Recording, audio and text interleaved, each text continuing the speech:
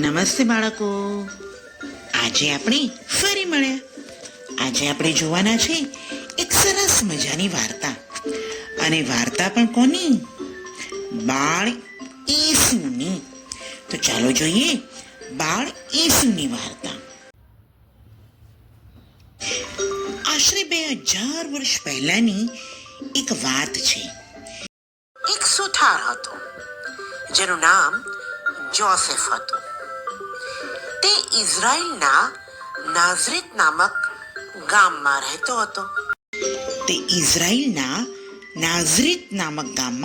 હતો. તેનું લગ્ન મેરી સાથે થવાનું હતું. એક દેવદૂત મેરી અને જોસેફના સપનામાં આવે છે અને કહે છે, તમારા ઘરે એક દિવ્ય બાળકનો જન્મ થશે અને તે એક મહાન વ્યક્તિ હશે જે દુનિયાને બદલશે. મેરી થોડા વખત પછી ગર્ભવતી થઈ. તે સમય દરમિયાન બેથલેહેમમાં જનગણના આયોજિત થઈ. રાજ્યના દરેક વ્યક્તિએ તેમાં ભાગ લેવાનો હતો. એટલે મેરી બેથલેહેમ રવાના થઈ. બેથલેહેમ એક ભીડવાળું શહેર હતું, એટલે તે બંનેને આરામ કરવા ક્યાંય જગ્યા ન મળી.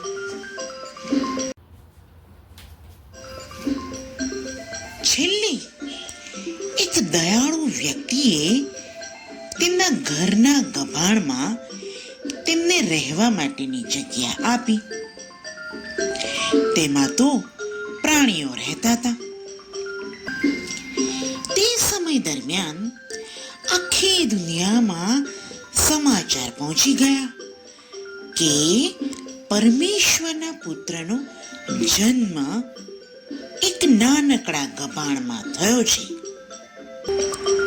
ત્યાં દૂર 3 બુદ્ધિશાળી ગોવાળિયાઓએ આકાશમાં ચમકતો તારો જોયો.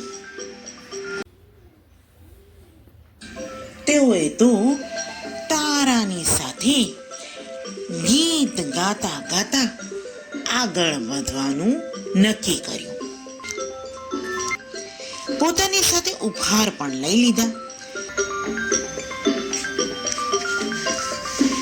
અમે ભરવાડો રે બેથલેહેમ ગામના, અમે ભરવાડો રે બેથલેહેમ ગામના, કડકતી ઠંડીમાં તાપતા ભરવાડો રે બેથલેહેમ ગામના. ત્યાં તો દૂતે દીધી દેવવાણી, ત્યાં તો દૂતે દીધી દેવવાણી. અમે ભરવાડો રે બેથલેહેમ ગામના, કડકતી ઠંડીમાં તાપતા ભરવાડો રે બેથલેહેમ ગામના, કડકતી ઠંડીમાં તાપતા ભરવાડો રે બેથલેહેમ ગામના. દૂતે કરી છે આજ દેવવાણી, દૂતે કરી છે આજ દેવવાણી. ઈસુના જન્મની વધામણી રે, સાથે તારાને દીધી છે નિશાની, સાથે તારાને દીધી છે નિશાની. સોનું લોબાનની ભેટ ભરવાડો રે બેથલેહેમ ગામના, અમે ભરવાડો રે બેથલેહેમ ગામના.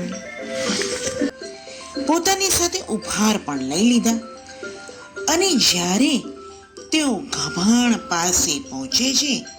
જ્યારે તેઓ ગભાણ પાસે પહોંચ્યા તો જોયું મેરીએ એક પુત્રને જન્મ આપ્યો હતો, જે બાળ ઈસુ હતા. બાળકો, વાર્તામાં મજા આવી ને? હવે આપણે નવી વાર્તા સાથે ફરીથી મળીશું. આવજો.